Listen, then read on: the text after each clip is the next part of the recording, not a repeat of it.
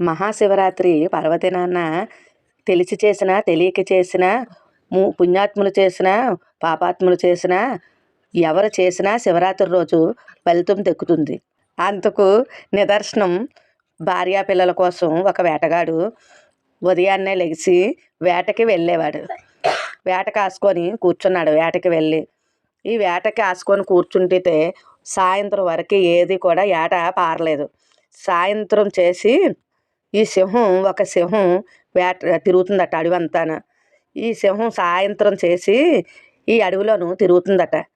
ఈ వేటగాడు సింహాన్ని చూశాడట. చూసి ఓహో, నాకు ఏట మంచిదే పడ్డది. ఈ ఏటగాడికి నాకు ఈ సింహం దొరికితే 3 రోజులు నా పిల్లలకి, నా భార్యకి, అందరికీ కూడా బాగా సరిపోతుంది అనేసి ఈ ఏటగాడు ఎంతో ఆనందం పడిపోతుండట. ఈ ఈ సింహానికి ఒక బాణం గురిపెట్టాడట. ఎప్పుడైతే బాణం గురిపెట్టాడో ఈ బాణం గురిపెట్టగానే ఈ 2 కాళ్ళు ఎత్తి దండం పెట్టిందట. ఓ ఏట మహారాజా, నువ్వు నన్ను చంపకవయ్యా. నేను ఉదయం నుంచి సాయంత్రం వరకు నేను కూడా తిరుగుతున్నాను. ఇప్పుడు నీకు నేను దొరికిపోయాను. నా భార్య, నా పిల్లలు ఎదురు చూస్తారు. అందువల్ల నేను ఒక్కసారి నా భార్య పిల్లల దగ్గరికి నేను వెళ్ళి నేను చెప్పేసి వచ్చేస్తాను అలాగనేసి ఏట మహారాజుకి చెప్పాడట. ఏటగాడు అన్నాడట, నువ్వు సింహానివి, నువ్వు వస్తావని ఎలాగ నాకు ఇది, నువ్వు ఏ పొదలో దాంగుడున్నా, ఏ చెట్టు కింద దాంగుడున్నా, ఏ పుట్ట కింద దాంగుడున్నా నేను నిన్ను ఏట వాడతాను అని ఏటగాడు చెప్పాడట సింహానికి. చెప్తే అలాగే ఏట మహారాజా, నేను వచ్చేస్తాను, ఇవి నా భార్య పిల్లలకి చెప్పుకొని వచ్చేస్తాను అని సింహం ఇంటికి వెళ్ళిందట. ఇంటికి వెళ్ళి భార్యతో చెప్పిందట, ఏమే భార్య, నేను ఇలాగ మరి ఒక ఏట మహారాజుకి నేను దొరికేశాను. అందువల్ల మీకు ఆహారం తేద్దామంటే ఏమీ కూడా నాకు దొరకలేదు. ఇంకా అందువల్ల నేను వెళ్ళి నీ భార్య పిల్లల్ని నువ్వు ఎలాగో జాగ్రత్తగా బ్రతకండి అని ఈ సింహం చెప్పిందట.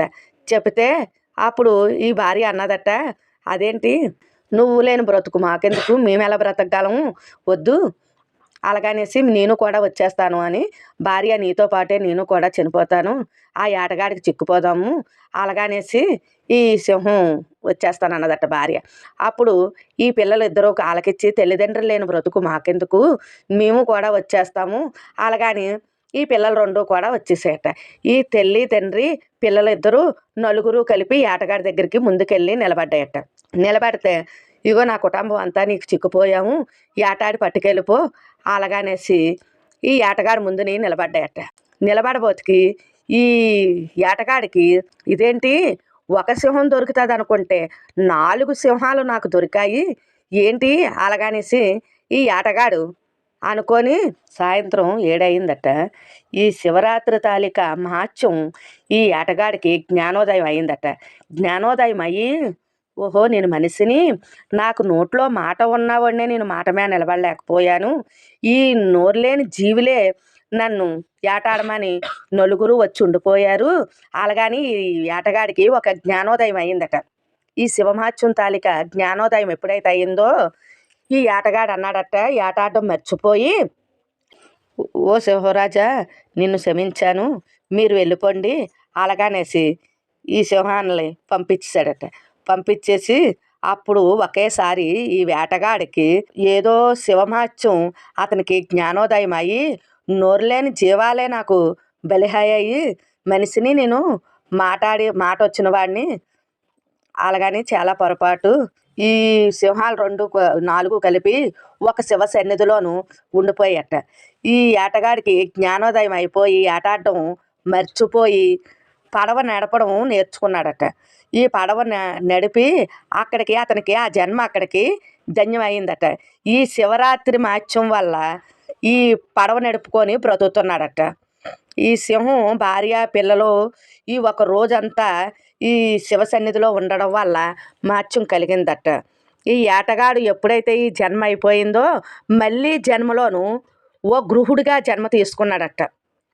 ఓ గృహుడిగా జన్మ తీసుకొని రాముడికి పడవ దాటించేవాడిగా జన్మ తీసుకున్నాడట. జన్మ తీసుకొని రాముడికి పడవ నడుపుతుండట. ఈ శివపురాణంలో ఇది ఒక అంశం. ప్రతి ఒక్కరూ కూడా వినండి.